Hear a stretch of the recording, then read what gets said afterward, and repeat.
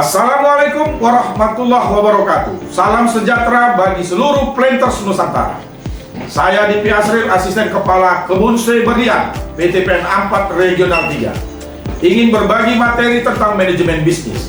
Secara sederhana, manajemen bisnis adalah proses untuk merencanakan, mengorganisir, mengarahkan, dan mengontrol sumber daya baik manusia, keuangan, maupun material agar tujuan perusahaan tercapai dengan cara yang efisien dan efektif. Jika kita analogikan dengan kebun kelapa sawit, manajemen bisnis adalah cara mengelola mulai dari bibit, tenaga kerja, hingga hasil panen agar semuanya berjalan optimal dan memberikan keuntungan. Tujuan utama dari manajemen adalah pemanfaatan sumber daya yang efisien dan efektif. Efisien berarti menggunakan sumber daya dengan cara yang hemat biaya. Sementara efektif berarti membuat keputusan yang tepat dan berhasil diterapkan. Proses manajemen meliputi 4 tahapan. Yang pertama, planning and decision making, yaitu menetapkan tujuan organisasi dengan memilih tindakan yang tepat untuk mencapainya. Organizing atau menentukan cara alokasi kegiatan dan sumber daya. Leading, mengatur dan mengarahkan anggota organisasi untuk bekerja sama dalam mencapai tujuan. Controlling, memantau kemajuan organisasi untuk memastikan tujuan tercapai. Bisnis yang sehat dimulai dengan perencanaan yang baik, termasuk penyusunan anggaran yang tepat.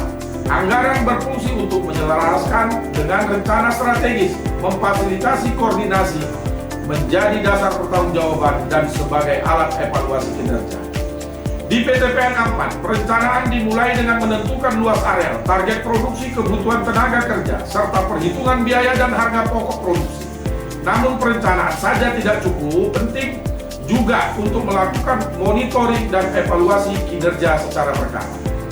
Tantangan seperti cuaca buruk, kerusakan mesin, atau keterlambatan pasokan sering terjadi di lapangan. Oleh karena itu, pengendalian menjadi alat utama untuk memastikan kita tetap bekerja di jalur yang tepat.